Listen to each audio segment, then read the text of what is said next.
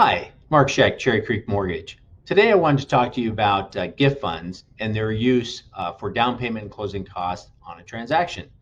Oftentimes I'll have clients reach out to me and ask, can I use gift funds to purchase a home? And the answer is yes, most of the time. The only time you really can't is if it's an investment property or a rental property, something that you have no intention of living in. Now, if you're buying a primary home or a secondary home, vacation home, if you will, then gift funds are definitely an acceptable source. They can cover the down payment, the closing cost, et cetera. They can cover everything.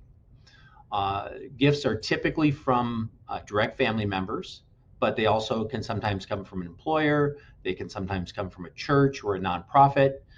So there are definitely situations where a gift can be used.